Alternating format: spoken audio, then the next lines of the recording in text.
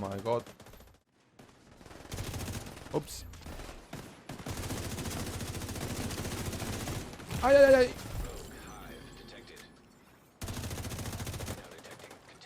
No, no, no. Whoops. I lied. And one ace.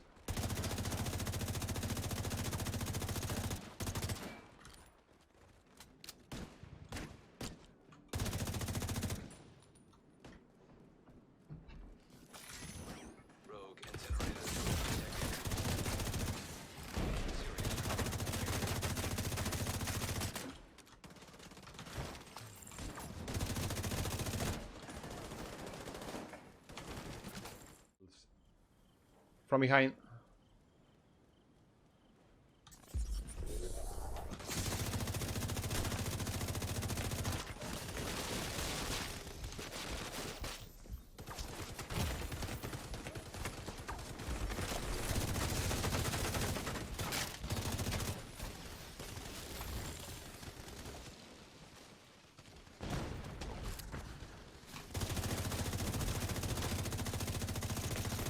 Wake up, bro. I'm right behind you. Wake up. Manhunt now in effect.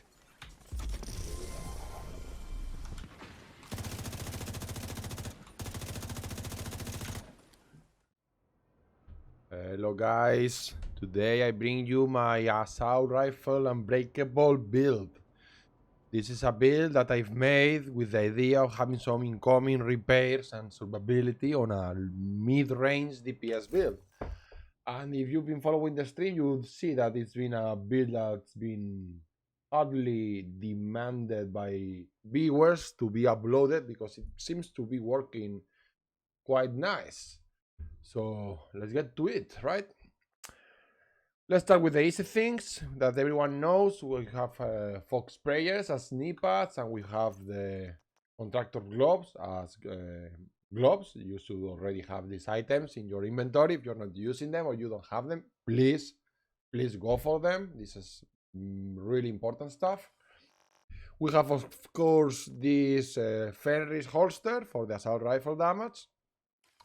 At the same time, we play with two pieces of Providence, one with Unbreakable. You can see that every piece has critical hit chance and critical hit damage. I didn't say it, but you can obviously know that this is a critical hit chance build. Same goes with the backpack that has critical hit chance and critical hit damage. I play Wicked on it because I really think this is the best talent for assault rifle builds, damage talent wise.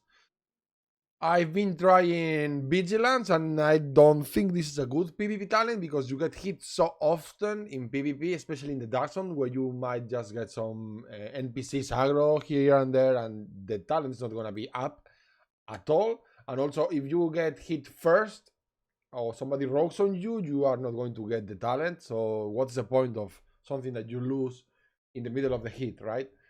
So I tried also Concussion, which is not a bad talent for assault rifle. And to be honest, I think it's a quite nice talent. 10% weapon damage is easily obtained because you will hit headshots quite easily with an assault rifle. Also, the headshot kill, you know, I'm not a fan of after kill talents and also being a headshot thing.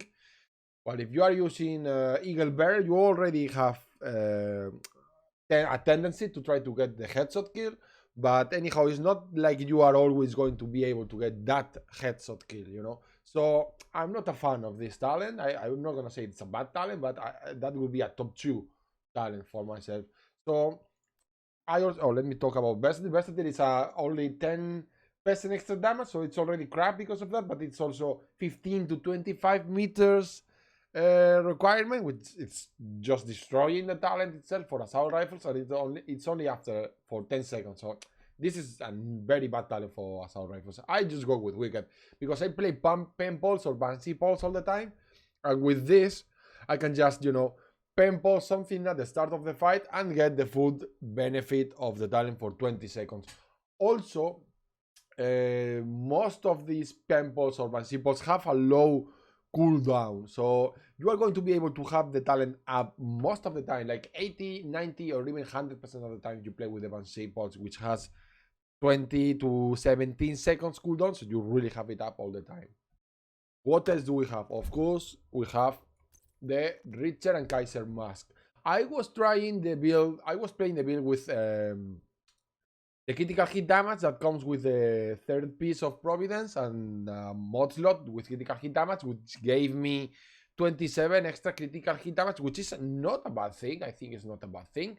But I really felt like this build was doing already a lot of damage. So I thought maybe I could get some extra survivability on it. And well, I got this mask, which is, as you can see, a good roll incoming repairs mask, which gets another mod of incoming repairs on it. So I reached 34. In my case, you can actually reach 35 incoming repairs. What does that mean? What does 35 incoming repairs mean? It means that without efficient, we are getting a 35, so 1/3 of efficient on the fire specialization medkit. So I can actually play Unbreakable without efficient and get 1/3 of the value without just by adding one item. But that's not all, because I've tested Unbreakable on PvP, and as you should know, Unbreakable grants you 50 repair armor on PvP. It's half, but it's 50 in reality. So 34 incoming repairs of 50 should be something like 17, right? But I found out that after testing that it's not giving you the 17, it's giving you something between 80 85. So I made the calculations, and I think incoming repairs are working on the main value of the talent. So you get 34 of 95, which is something like 32, 33, something like that. So your 50 Unbreakable talent becomes an 85 in Unbreakable talent, which is, it's quite nice, because the talent cap's at 95 anyhow, you know. You cannot get over the 95 cap on the talent if you are not using the perfect version. I recommend you not to, because it's on a very bad brand set, and a very bad brand set, sorry for that. So just with one item, you are almost getting full value of the talent. I think it's a very good thing to give a shot. It increases your survivability by a ton, and you know, 1.3 million, getting 85% back is like 1.1 million of armor, of extra armor. That's a lot. And then with the medkits from the specialization and that, you're going to really rock and be able to hold your enemies. I wanted to say something else about the build. Let me show you the stats first. As you can see, I have 60 critical hit chance and 124, so I could reach something like 150 critical hit damage. It's not a bad thing to have that instead of the incoming repairs, but I placed trained already on my 2 assault rifles, so I don't really think 25 extra critical damage is gonna make any big difference. I have actually tested it, and it's not really making any big difference, so I went with the survivability. Also, it's not like I'm using two ARs here, because as you know, I always play with the fucking broken M1A as secondary, but I put them on so you can see the difference between an M4 and a FAMAS, because, you know, I've been a FAMAS fan for so long. I really don't like the Eagle Bear. I'm not a fan of the Eagle Bear because it's missing the damage out of cover here, which is a huge hit on the DPS side of the Eagle Bear. At the same time, tenacity is not a bad buff, but it's not like it was before. It's a very crappy buff right now, in my opinion. So you are missing also the damage talent from an assault rifle. So the difference on DPS from a yellow assault rifle to the Eagle Bear is quite a hit, you know. So I prefer the burst, as you know me. So I went with the FAMAS for a while. But after testing the M4, I found out that 50 RPM are not making any real difference. I've tested the damage output of both weapons, and they are pretty much the same thing. It's like 1 to 0.5 extra damage on the FAMAS, so it's like no real difference on it.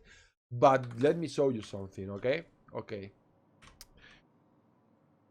This is the FAMAS, alright? Look at the recoil. It has a first bullet recoil, as you can see, which is quite strong. The accuracy on it is not bad. It's a good assault rifle, but the longer you hold the trigger, it's gonna be worse recoil, as you can check. Look at the dot on it. It gets bigger there. By the way, the M4 never gets as big as the FAMAS. At the same time, the M4 in movement has better recoil than the FAMAS in movement. As you can see, it gets some crazy shots over there. And we are talking about accuracy here, not recoil. Let me rephrase myself. Also, this is the... Let me show you. This is the M4's recoil. I'm not touching anything, just pressing mouse 1. And this is the FAMAS recoil. So you can see that pretty much is like 1/3, maybe 1/4 of the recoil of the weapon, which means that you are going to be hitting more often headshots and just long range shots with the M4. Its first shot, even when it looks like a big shot, it's not always that big. You can see sometimes it just doesn't kick. So it's a much better gun in that aspect. But that's not all, because I found out that while the M4 has 35 range, which is quite nice, the FAMAS has 28 range, which is a big hit again in regards of the FAMAS output.